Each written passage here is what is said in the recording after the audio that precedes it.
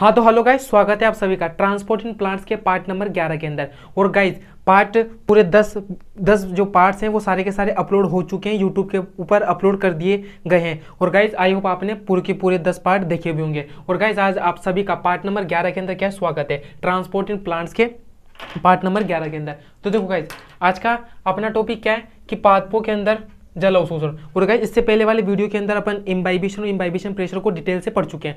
So guys आज का topic है पादपों के अंदर जल अवशोषण। तो देखो गाइस प्लांट्स के अंदर जल अवशोषण कैसे होता है, और देखो गाइस इसके अंदर जो मेन टॉपिक होता है ना वो अपन पढ़ते हैं सिम्प्लास्ट और एपोप्लास्ट, यानी कि सिम्प्लास्ट पत्त और एपोप्लास्ट पत्त। सो गाइस अभी तो वो क्या है, इससे के बाद में एक वीडियो रहेगी, फिर उसके बाद में जो नेक्स्ट वीडियो आएगी, यानी कि इसके 2 वीडियो के बाद में जो वीडियो आएगी उसके अंदर एपोप्लास्ट और सिम्प्लास्ट को क्या करेंगे अपन डिटेल से पढ़ेंगे। अभी गाइस देखो कुछ नॉर्मल बातें।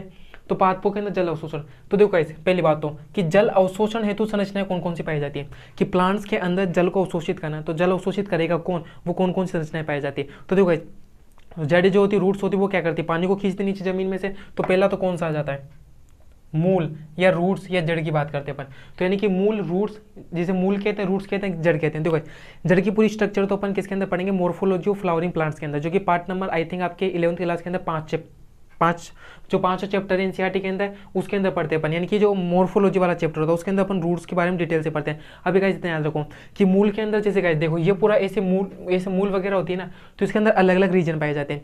परिपक्वन क्षेत्र, मेचुरेशन क्षेत्र जो होते हैं, इलोंगेशन क्षेत्र, दीर्घीकरण क्षेत्र, अलग अलग क्षेत्र होते हैं। बट गाइस इनमें से जो मूल रोम होते हैं ना वो आपको इंपॉर्टेंट याद रखना है कि जो मूल रोम को किस नाम से जानते हैं, रूट हेयर्स के नाम से।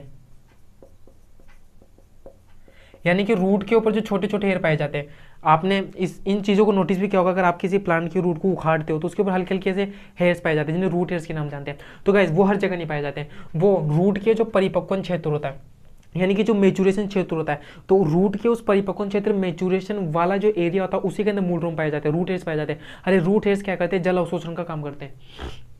तो मूल रोम उपस्थित होते हैं जो क्या करते हैं भाई, अवशोषण हेतु क्षेत्रफल को क्या कर देते हैं, बढ़ा देते हैं। तो पहली बात क्लियर। अब दूसरा आ जाता है माइक्रोराइजा। और देखो गाइस माइक्रोराइजा को भी अपन डिटेल से पढ़ेंगे। स्टार्टिंग के जो इनिशियल चैप्टर्स होते हैं उन्हीं के अंदर डिटेल से पढ़ लेते हैं। अब देखो माइक्रोराइजा क्या होता है, वेरी सिंपल तरीके से समझाऊंगा कि देखो गाइस 2 अलग अलग चीजें होती है, उनके बीच का क्या सिम्बायोटिक एसोसिएशन होता है, यानी कि सहजीवी जीवन यापन होता है। देखो गाइस माइक्रोराइजा किस किस के बीच में सहजीवन यापन होता है, एक तो कवक के बीच में और पाइनस के बीच में। हायर प्लांट्स की जो जड़ें होती है, जिसके हायर प्लांट्स कौन सा, पाइनस है, तो पाइनस के बीच में और कवक को किस नाम जानते हैं, फंगाई।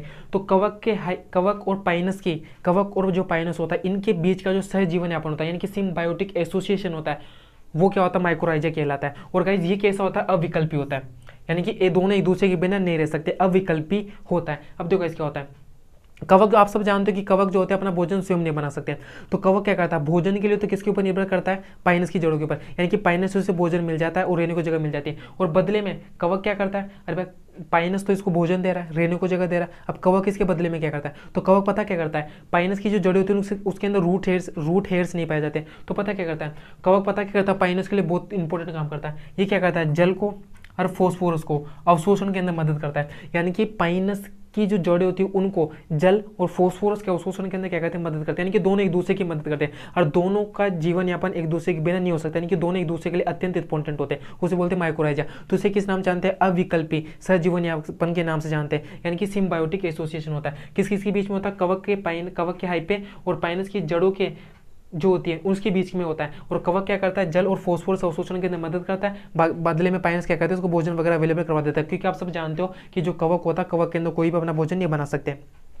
दूसरा बात आ जाता है वेलामेन। तो वेलामेन क्या होता है, एक प्रकार का आर्द्रताग्राही उत्तक होता है।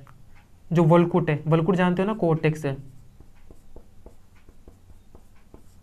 के बाह्य भाग के अंदर पाया जाता है और वायु के अंदर क्या करता है, पानी का अवशोषण करता है। तो आर्द्रताग्राही उत्तक होता है और वायु के अंदर क्या करता है, पानी का अवशोषण करता है। तो वेलामेन उत्तक का सबसे बेस्ट एग्जांपल कौन सा आ जाता है गाइस, ऑर्किड्स है, यानी कि ऑर्किड्स। अब तो गाइस ऑर्किड्स को है ना अधिकतर लोग क्या मानते हैं, इसे पैरासाइट मानते हैं, क्योंकि जो मैंगो का पेड़ होता है, यानी कि जो आम का पेड़ होता है, उसके ऊपर क्या करता है, ये पाया जाता है। और उससे देखो गाइस क्या होता है, पैरासाइट वो होता है जो दूसरों से पोषण लेता है।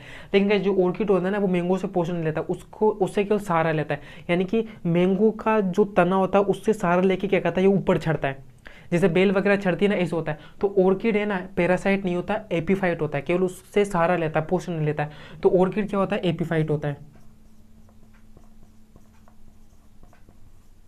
तो गाइज एक इंपॉर्टेंट बात याद रखिए, क्या है कि ऑर्किड एपीफाइट है ना कि पैरासाइट है। और गाइज आई होप आपको अच्छे से समझ में आया होगा। और गाइज आप इसका एक बार क्या ले लो, स्क्रीनशॉट ले लो।